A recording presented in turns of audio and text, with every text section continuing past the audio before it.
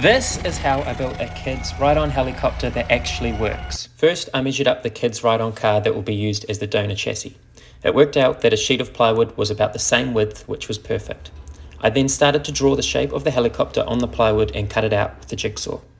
Once the wood was cut, I used 90-degree brackets and wood screws to fasten the plywood together. I used 7mm ply for the middle so I could bend and shape it easily, and 12mm for the sides for more strength. I found that using a ratchet strap helped to hold the ply in place while I fastened the pieces together. I then placed the car inside the plywood shell, which was a nice tight fit. I wanted the front window to be large for visibility, and it will be where Liam will climb in to pilot the helicopter. Once I was happy with the design and size, I drilled a hole and cut the window out with a jigsaw. After that, I drew where I wanted the side windows placed and cut them out. The jigsaw blade that I had wasn't the best, so Liam and I took a trip to our local store to get some more supplies and a new jigsaw blade. They have these awesome kids trolleys that are pretty cool, and Liam loved to push them around.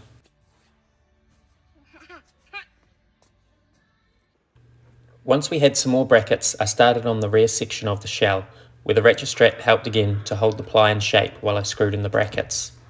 There were a few holes where the wood wasn't quite lining up, so I banged in some more brackets to close up the holes. I then started to mark out where the windows should be placed on the other side of the cabin, measuring against the other side so that the windows were evenly placed.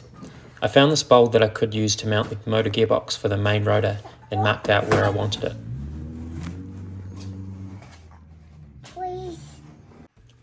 The tail is made from 40mm PVC pipe and a joiner so it can be removed during storage, as it is quite long and takes up a lot of room.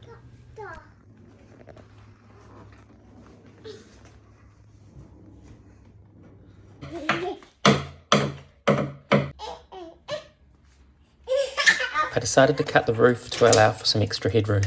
The body of the helicopter will be raised up off of the ground, however the lower I make it, the better it will look, as it will hide more of the donor car underneath. The tail fin, I used some of the leftover 7mm plywood and screwed them together with some 90-degree brackets. The main rotor, I used 1-metre planks and bolted them to a circle of leftover 12mm ply. I cut a radius at the ends to allow the blades to fold up for transport and storage. I screwed the tail fin to the rear tail using some more 90-degree brackets and cut out the vertical fin that will house the tail rotor using more 12mm plywood.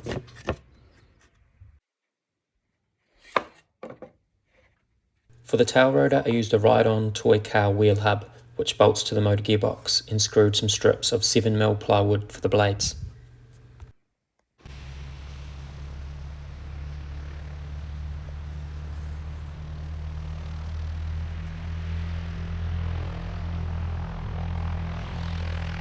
Once the helicopter shell was completed, I started to cut the front wheels off the donor car to allow them to turn inside of the shell. The wheels are plastic and made in two halves, so I unscrewed them and placed the spacers on the front axle to take up the space of the missing wheel half. I then wired up the tail motor using an extension cord and cut the ends off to use as a wire loom to the motor and speed controller. This worked out well and meant I could remove the tail for storage, as the extension cord had excess slack. Liam loves the Westpac rescue helicopter that we have here in New Zealand, so I wanted this helicopter to have a rescue winch on it. I used some spare wood that I had lying around and cut a radius on the end of the wood.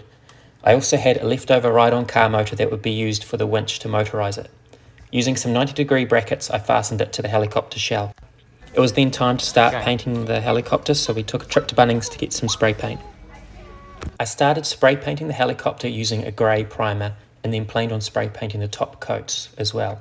However, this didn't work out as well as I thought and ended up brush painting it, as the wood soaked up the spray paint and it didn't give a good finish compared to the brush, where I could put a decent few coats of paint on top of the wood. Once the shell was painted, I worked on the skids using some PVC plumbing pipe. I glued in some stubs into the shell where I could attach the skids to and then remove for storage. Copying other helicopter designs, I started to measure and cut the PVC to get the look I wanted for the skids. The PVC pipe pushed together pretty tight, so I didn't need to glue the pieces together. To attach the shell to the donor car, I used some galvanised 90-degree brackets and screwed them into the car and into the plywood. Once everything was painted, we then did a test fit to see how all the parts fitted together. I used one of the spare hubs I had from a broken ride-on car for the winch spool and some rope. I used a screw-in hook to work as a pulley. The Westpac logo I printed out of paper and stuck it on the side and front of the helicopter with some craft glue. The speed controller I mounted in an ice cream container and screwed it on the back of the donor car. I then wired up the winch using a double throw, double pole rocker switch, extension cord and a jiffy box to house the switch in. I spliced the power for the speed controller into the ride-on car's SLA battery and drilled a hole through the ice cream container to join it all together. The 3 motors for the main rotor, tail rotor and winch are joined together and connected to the speed controller output. The speed controller will allow us to control the speed of the rotors and winch so that it isn't too dangerous for Liam.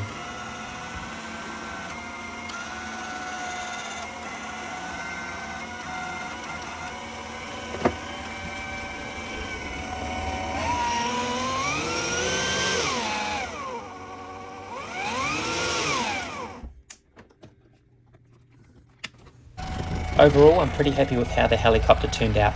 The motors really make it a novelty for Liam and he loves driving it around. Thank you for watching and make sure to check out some of our other videos like the one here of Liam on his rescue mission. Also, don't forget to like the video if you did like it and subscribe for more awesome videos. Cheers.